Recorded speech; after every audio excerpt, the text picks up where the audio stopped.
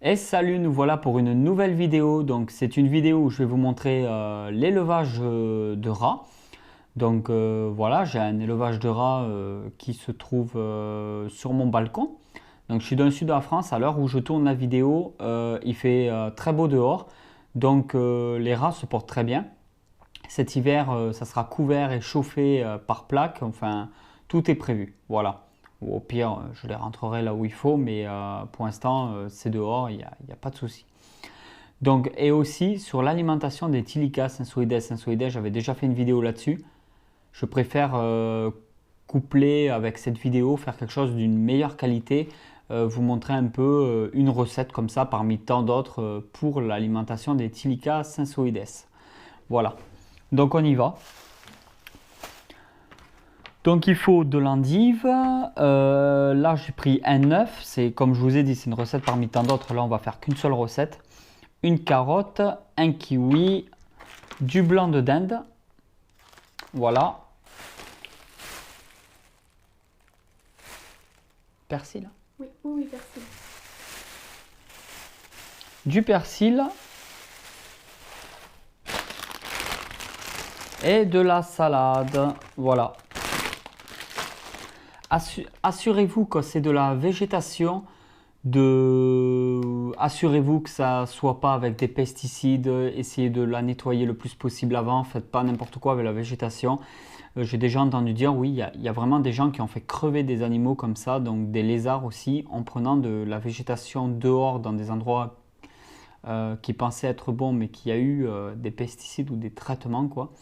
Et pareil, hein, pour tout ce qui est la salade Carrefour, Leclerc, tout ça, faites quand même attention à ce que vous achetez au niveau de l'alimentation. C'est très important. Là, on essaie de faire, entre guillemets, un petit truc assez fait maison, assez bio, même si ça ne l'est pas tout à fait. Voilà, faites quand même attention à ça. Donc on y va. Le mixeur de compétition.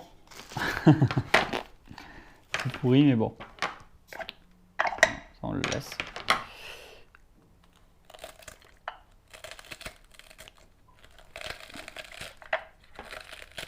Et en fin de compte, le but, c'est de tout mettre.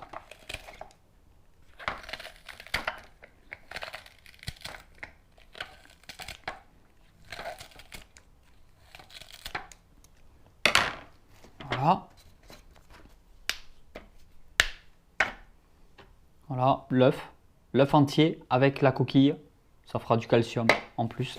De toute façon, tout sera mixé. Vos animaux ne risqueront rien du tout. Là, par contre, le kiwi, je vais enlever la peau quand même.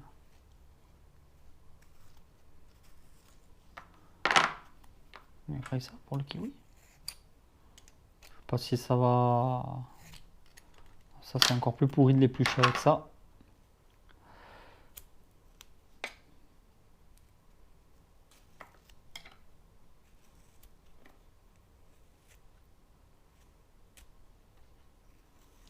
C'est de la recette où il y aura comme ça tous les éléments nutritionnels pour votre Tilica sensoides.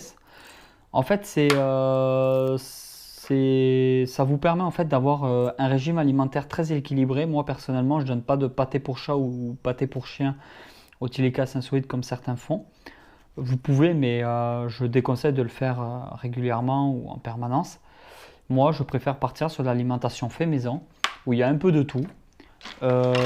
C'est très nutritif, c'est très complet. Et comme tout est mixé, ben, votre animal il mangera tout. Voilà. Et ce qui est bien sur cette méthode, c'est qu'on va faire des petits glaçons avec, qu'il y aura juste comme ça à décongeler par rapport à l'alimentation de vos Tilica. Ce qui permet de, vous n'avez pas le temps, vous mettez les glaçons au frigo. Dans la nuit, ça décongèle. Le lendemain, vous le mettez à température ambiante et après, vous donnez ça avant de partir au boulot le matin ou à l'école. C'est très bien. Ça vous permet de nourrir vos animaux avec de l'alimentation équilibrée sans que derrière ça, vous... Je perds tous mes mots. Il va y avoir coupure. Cette méthode vous permet de ne pas... Cette méthode-là vous permet de nourrir vos tilikas toujours de façon très équilibrée, en gagnant le maximum de temps possible. Si vous n'avez pas le temps le matin, au lieu d'ouvrir une boîte de pâté pour chat ou de donner un rongeur décongelé ou une connerie, vous décongelez des petits cubes là pendant la nuit et puis le lendemain matin, hop, vous mettez 2-3 petits cubes. Votre tilika mangera une alimentation très complète, très riche, sans que derrière vous ayez perdu du temps. Vous avez juste une fois de temps en temps, une fois par mois, vous faites plusieurs recettes différentes que vous congelez. Et comme ça, après, régulièrement, jour après jour, vous alternez vos recettes.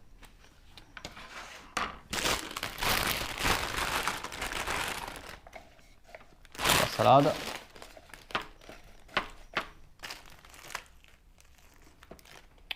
Et du blanc de dinde. Alors, le blanc de dinde, je suis désolé pour les tilika. J'ai un varan derrière qui en veut aussi. Voilà. Allez, encore un peu quand même. Voilà. Big Mac pourra manger du blanc de dinde. On tasse tout ça. On se reçut les mains avec le sopalin qui est tout pourri. C'est dégueulasse. Voilà. Ah, j'ai oublié le persil. On met tout? Non? On coupe? On met juste comme ça? Allez, hop. Voilà, moi, mixeur de compète, on tasse tout, on met ça. Voilà, il y a un œuf qui va péter là-dedans. Ça va être magnifique. On met ça, on appuie, ça va faire du bruit. Et c'est parti!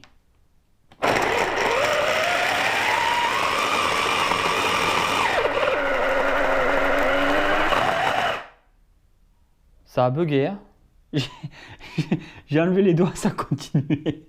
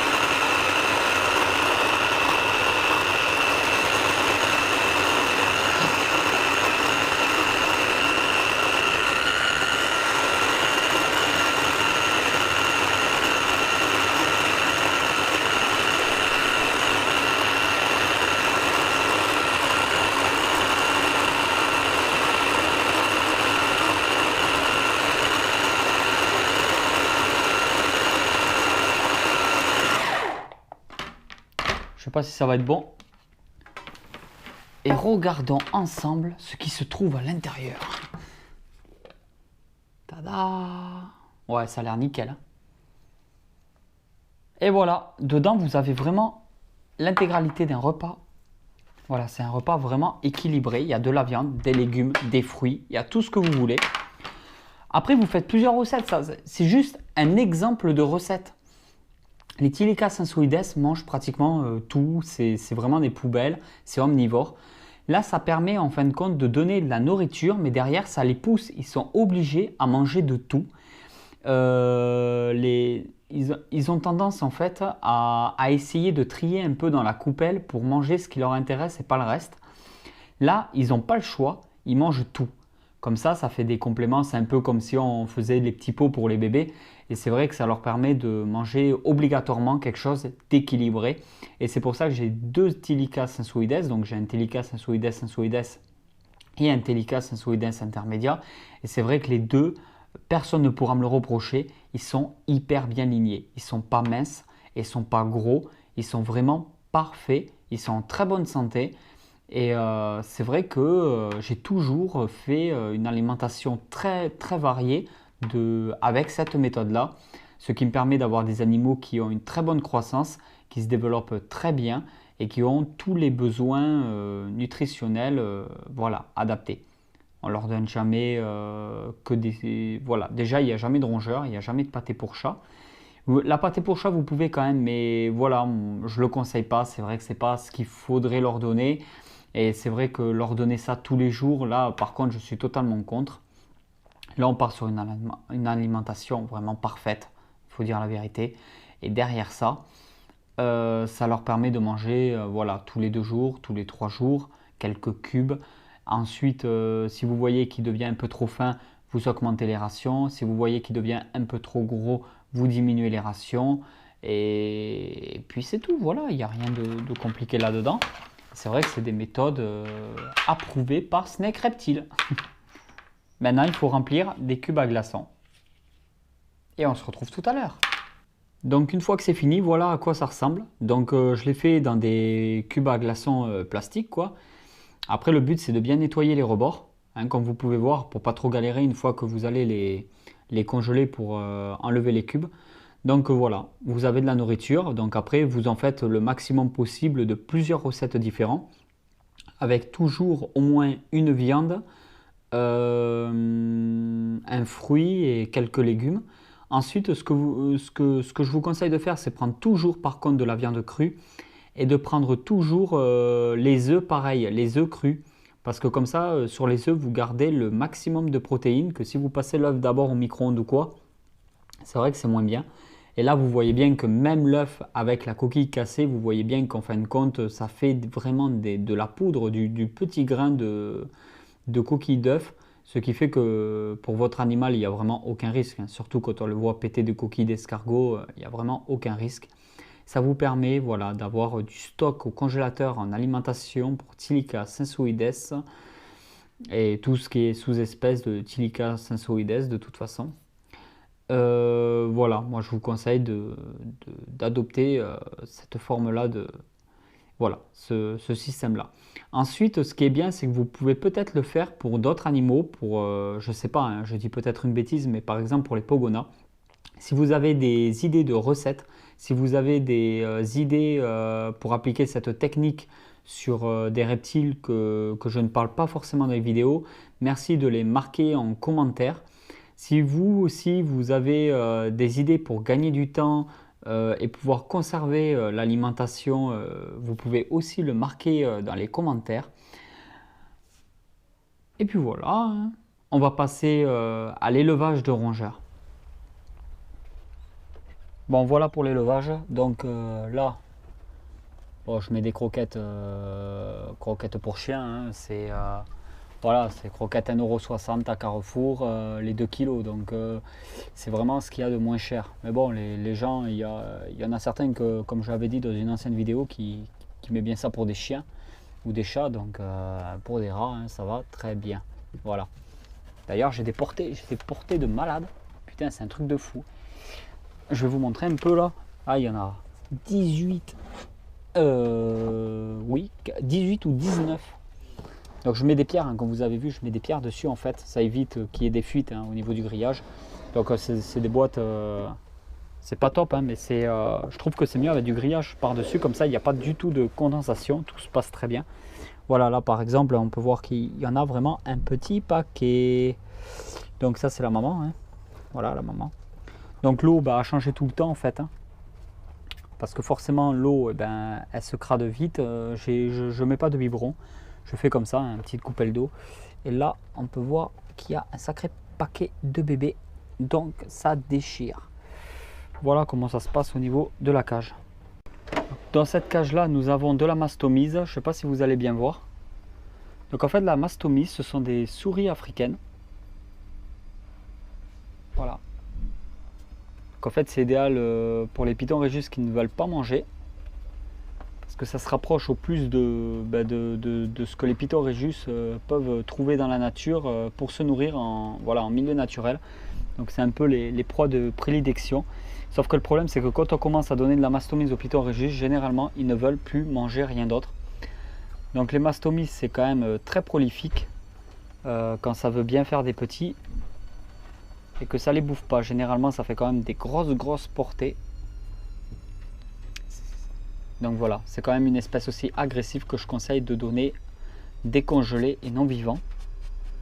J'en fais un petit peu parce que j'ai le python de mon copain Max. qui mangent que de la mastomise. Donc ben, je fais un petit peu de mastomise. Voilà. En fait, dans les boîtes comme ça, je mets surtout les femelles pleines ou les femelles avec des bébés. Je sais pas si vous allez bien voir. Là, il y a... Elle m'a fait une portée de 3 petits seulement. Voilà. Du coup, dans les boîtes comme ça, comme je vous ai dit, j'y mets vraiment les femelles pleines. Et c'est dans les boîtes d'à côté que j'y mets toutes les repros qui commencent à grandir. Voilà, donc les femelles quand elles commencent à grandir, les petits quand ils commencent à grandir, ben, je les mets dans des boîtes comme ça. Et là, pour voir, hop là, je vais y arriver. Voilà. Là, on peut voir que il y a des rats quand même d'une certaine taille. Donc, comme je vous ai dit, ce n'est pas des cages labo. Donc forcément, il faut changer l'eau tous les jours. Avec cette manière-là, on n'a pas trop le choix. Il faut faire attention aussi à l'alimentation. Voilà d'autres portées déjà beaucoup plus petites. Enfin, c'est toujours des rats sevrés de toute façon. Je vais vous faire une petite séquence vidéo en musique aussi pour vous montrer un peu tout ça et un peu les portées avec quelques séquences vidéo et des photos. Voilà. Donc l'élevage de rongeurs, c'est très bien parce que c'est très rentable quand on a beaucoup de serpents. Ce n'est pas du tout rentable par contre quand on n'en a pas beaucoup. Moi avec tout ce que j'ai, c'est vrai que l'élevage de rongeurs en soi-même est quand même beaucoup plus rentable. Ensuite le problème c'est que bon, bah, ça demande beaucoup d'entretien, ça demande voilà, de changer l'eau tous les jours, l'alimentation. Si vous avez des biberons après vous n'avez pas besoin de changer l'eau bien sûr tous les jours. Moi en faisant comme ça je change l'eau tous les jours. Donc ensuite, voilà, il y a beaucoup d'entretien, c'est beaucoup de travail. Quand j'en ai marre, je congèle tout et voilà. Après, pour les tuer, comme mon copain de la chaîne Tom Reptile, je vous conseille de les gazer au CO2. C'est quand même la méthode la plus propre pour éviter de faire souffrir les animaux et d'essayer de faire ça dans les meilleures conditions possibles tout en respectant l'animal. Voilà, c'est vraiment... une petite bonbonne de CO2 là, gazée au CO2, c'est quand même ce que je recommande. Faut pas être salopard, hein. Malheureusement, bon bah, les serpents sont des animaux carnivores. Quand on accepte d'avoir des serpents, ben derrière il faut accepter de donner des rats ou des souris en alimentation principale. C'est pas facile. Donc autant faire ça le mieux possible.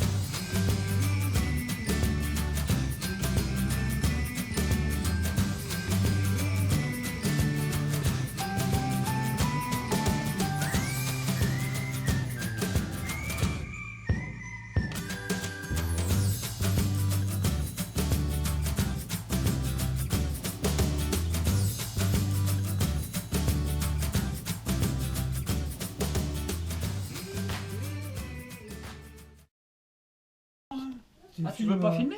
Bah pas moi, non. Regarde comme il respire fort. Putain, il t'ouvre. Vas-y, rentre. Il se bat. À table. Il n'aimait pas de gars, hein. Il était têtu.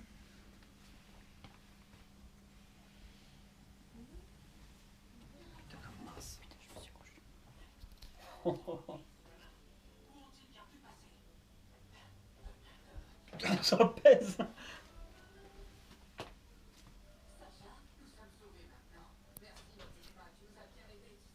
Il a quel âge? 10 ans. Costaud, c'est impressionnant.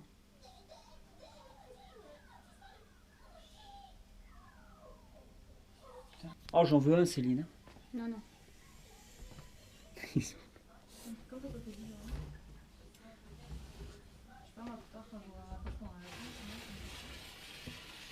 On va filmer le terrarium.